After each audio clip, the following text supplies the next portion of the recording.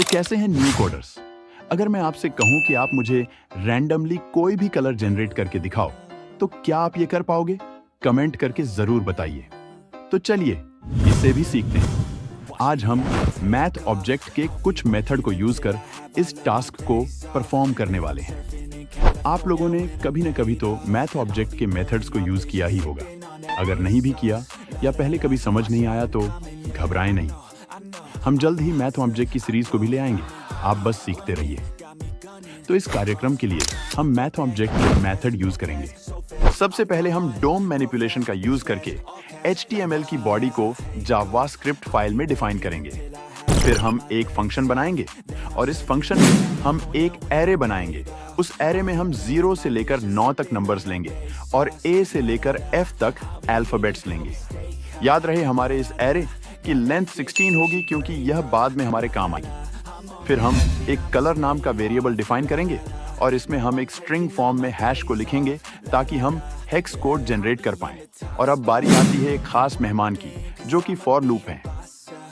हम इस for loop में i की इनिशियल वैल्यू 0 लेंगे, फिर हम कंडीशन में i लेस देन 6 करेंगे और i प्लस प्लस करेंगे।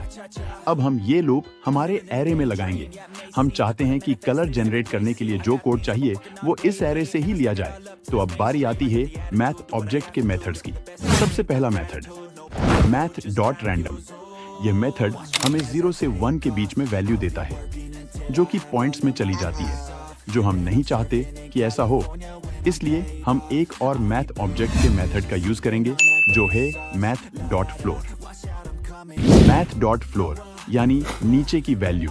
आसान भाषा में समझाता हूं। जब भी हमें कोई वैल्यू पॉइंट्स में मिले, फॉर एग्जाम्पल 3.6, आप चाहें तो 3.1 से 3.9 तक कोई भी वैल्यू ले सकते हैं।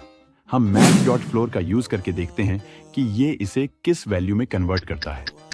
आप देखिए कि हमने जो 3.6 वैल्यू ली थी, उसे इसने 3 में कन्वर्ट कर दिया, यानी यह इंटीजर वैल्यू रिटर्न करता है, जो कि इसके बहुत करीब होती है और इससे छोटी भी।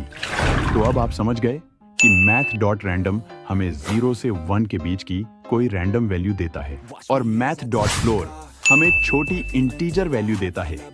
और अब हम मैथ डॉट रैंडम में 16 का मल्टीप्लाई करेंगे, जो कि हमारे एरे की लेंथ है, और इस सारे कार्यक्रम को एक वेरिएबल में स्टोर करेंगे कॉनकेट मेथड का यूज करते हुए। और इस फॉर लूप की कहानी यहाँ समाप्त होती है। नहीं, मेरे कहने का मतलब आपको फॉर लूप के बारे में समझाने की कहानी खत्म होती है। और इस फंक्शन के लास्ट में हम बॉडी वेरिएबल को यूज करेंगे ताकि हम इन कलर्स को देख सकें। Body dot style dot background equal colour variable. तो अब इसे रन करते हैं। आप देखिए कि अब हमारे पास रैंडमली जनरेटेड कलर्स आ रहे हैं। कलर चेंज करने के लिए हम पेज को रिफ्रेश करेंगे, जिससे कोड फिर से चलेगा और फिर से कोई रैंडम कलर जनरेट होगा। अब आपके मन में कुछ सवाल आ रहे होंगे। अगर नहीं भी आ रहे तो मैं आपको कुछ सवालों के जवाब दे ही देता हूं। पहला सवाल, हमने फॉर लूप में i लेस देन 6 क्यों लिया?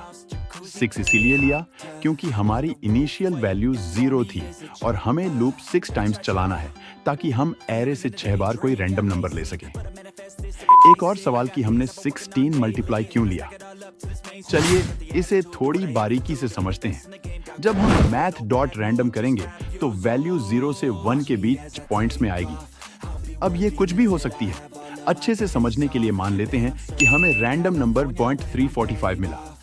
ये नंबर और भी लंबा हो सकता है, हमें समझ आ जाए इसलिए इसे इतना मानते हैं। और अब इसमें 16 मल्टीप्लाई करते हैं। हमारे पास रिजल्ट 5.52 आ रहा है। और अब हम जब मैथ डॉट फ्लोर करेंगे तो आपको तो पता ही है कि क्या आएगा। जी हाँ, 5 तो ऐसे हमारे पास 0 से 15 तक वैल्यूज आती रहेंगी, जो कि एरे के इंडेक्स को टारगेट करेंगी।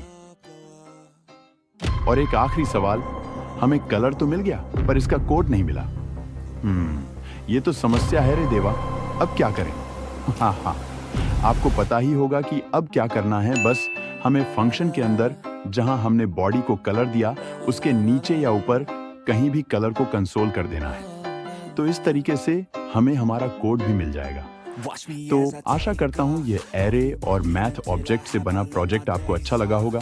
और अगर अच्छा लगा तो हमारे इस चैनल JS with Vine को सब्सक्राइब करिए और जल्दी से 1000 सब्सक्राइबर्स इस चैनल पर करिए। धन्यवाद। I'm a hustler, I go, got me running, got me gunning for thrones.